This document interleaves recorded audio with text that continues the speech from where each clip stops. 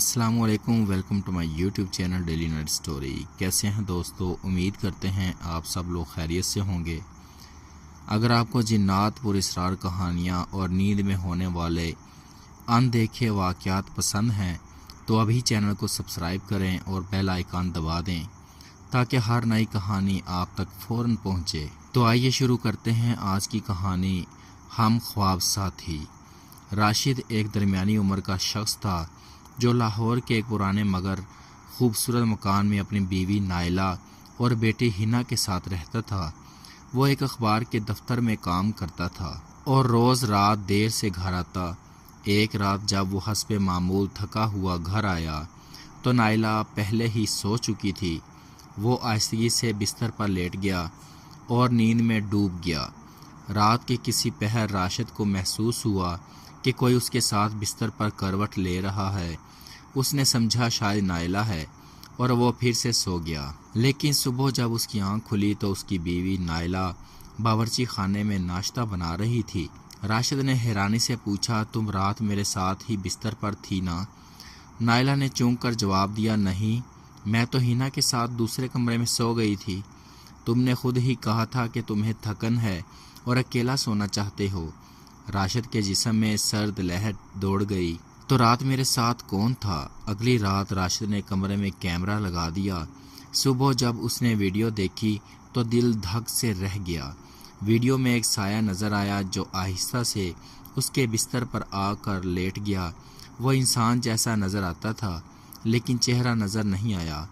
پھر وہ سایہ راشد کے قریب آ کر لیٹ گیا جیسے کوئی بیوی ہو۔ راشد نے اگلے دن یہ بات نائلہ سے چھپاتے ہوئے ایک مولوی صاحب کو بلایا۔ مولوی صاحب نے پورے گھر کا جائزہ لیا، کچھ تلاوت کی اور کہا، یہ مکان پرانا ہے، یہاں پہلے ایک عورت اپنی جان دے چکی ہے۔ وہ ہر اس شخص کو اپنا شوہر سمجھ بیٹھتی ہے جو اس کمرے میں سوتا ہے، اسے ہم خواب ساتھی بنا لیتی ہے۔ مولوی صاحب نے مزید کہا، اگر اس کا عمل مکمل ہو گیا تو وہ اصل بیوی کی جگہ لینا چاہے گی اور نائلہ خطرے میں ہو سکتی ہے۔ اگلی رات راشد نے سب کو دوسرے کمرے میں سونے کو کہا مگر خود اس کمرے میں رہا۔ اس نے کیمرہ دوبارہ آن کیا اور اپنے ساتھ ایک چھری بھی رکھ لی۔ رات کے 3 بجے دروازہ آہستہ سے کھلا۔ ایک سفید لباس میں عورت کمرے میں داخل ہوئی۔ اس کا چہرہ دھندلا، آنکھیں سیاہ اور بال بکھرے ہوئے تھے۔ وہ بستر پر لیٹ گئی راشد کے ساتھ اور دھیرے سے کہا، اب میں تمہاری ہوں ہمیشہ کے لیے۔ اچانک راشد نے چھری سے وار کیا لیکن بستر خالی تھا، عورت غائب ہو چکی تھی۔ صبح نائلہ نے راشد کو بے ہوش پایا۔ اس کا جسم ٹھنڈا تھا اور آنکھیں کھلی ہوئی تھیں جیسے وہ کسی کو مسلسل دیکھ رہا ہو۔ آج بھی اس کمرے میں رات کو کوئی سایہ آ کر بستر پر لیٹ جاتا ہے۔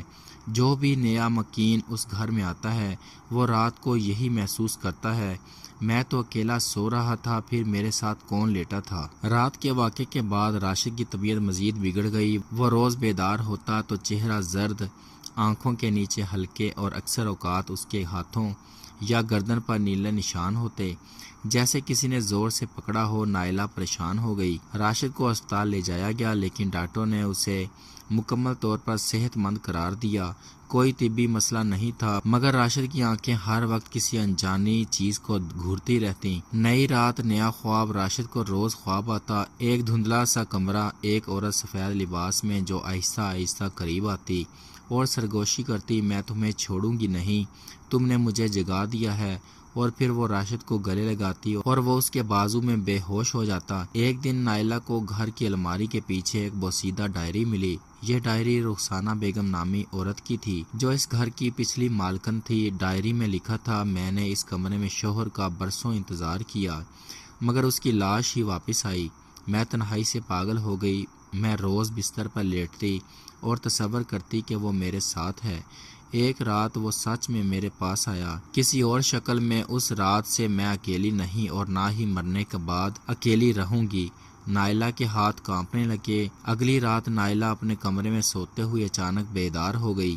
اسے لگا راشد اس کے برابر میں لیٹا ہے۔